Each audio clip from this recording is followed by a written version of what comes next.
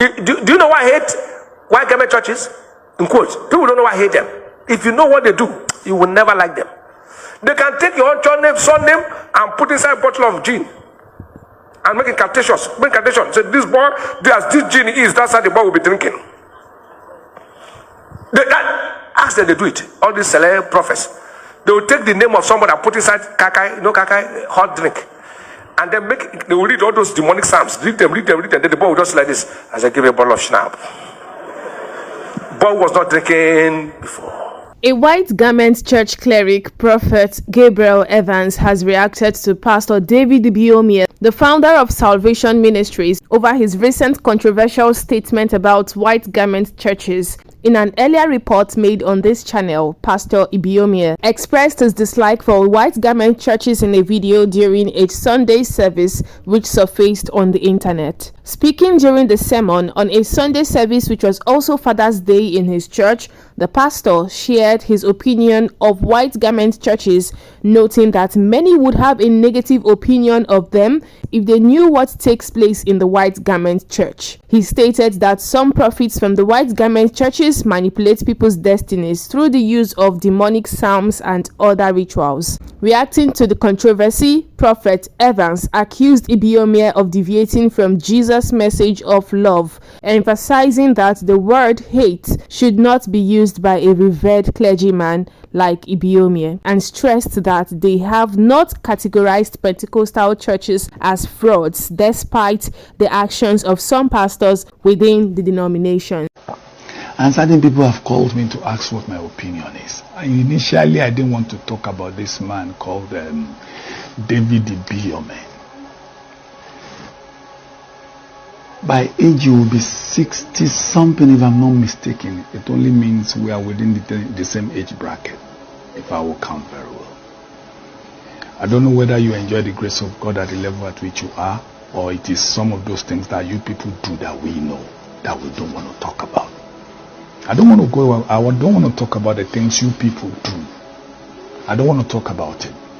And I think from your experience as a church leader over some decades, you've seen a lot of Pentecostal churches doing a whole lot of terrible things. And I don't think there was a time any white garment church came out to condemn them, to abuse them, or to do something. There are certain people who will go into their DM and talk to them. It doesn't matter which denomination they belong, to correct them and say these narratives are wrong. But the word he used, the G.O. David Ibiyeomie, the word he used, I hate, shouldn't be coming from you. Let me give this to you. I think, put me in bracket, I think you are a G.O. of repute at your level. And hearing your followers, hearing you saying you use the word I hate, I don't think that is reasonable for a church leader to speak derogatorily about another denomination. Do we use what some Pentecostal pastors do to adjudge that all Pentecostal churches are frauds? Do we use that as a yardstick? Do we use what some of your A-rated people do and say you commit adultery, you do this, a whole lot of scandal on social media? Have we ever used that to adjudge the body of a Pentecostal fellowship as a whole? If you fall victim of one or two individuals, it doesn't make you to condemn every other individual, and you don't use the word hate. As close as Judas was to Jesus, he still betrayed Jesus. It only means within every denomination you have the black sheep. Even in your denomination there are black sheep. But for you to now come out and say, I hate the white garment churches. Do you know the meaning of hate? And you are a religious teacher. And when Jesus came, he said, I did not come for the righteous but the sinners. Why don't you show them the light with love? Why don't you preach the ministry, the gospel of Jesus, which is love, that all may be one?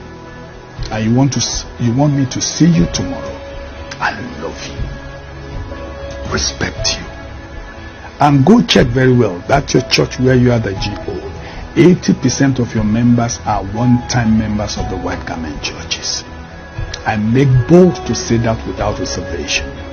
And some of them do have beautiful experience, you know. And even up till now, do you know 70% of those your church members who you do GO over still come to the white garment churches? Don't live in a fool's paradise. And don't live on illusions. And if you're in a glass house, you don't throw stones. Celestial Church of Christ and all white garment churches belongs to Jesus. Our fathers came from Africa. God called them from Africa. Their origin is in Africa. What you carry today is a mental slavery. It's a recolonization through religion to Africa upon the mantra and the mandate you carry, which is the Pentecostal fellowship. All white garment churches, CAC Church of the Lord, Zion, CNS, and Celestial Church of Christ. Our fathers are deep-rooted Africans who were called by Jesus, and through them God did wrought many miracles attested to all over the world. And today those churches are still waxing stronger. Don't forget Acts of Apostles at the Council of Jerusalem. He said, if this is of men, it will perish. If it was of God, don't let us see you coming against God. And you know, we know what you guys do. Don't forget, we know deeper things you do.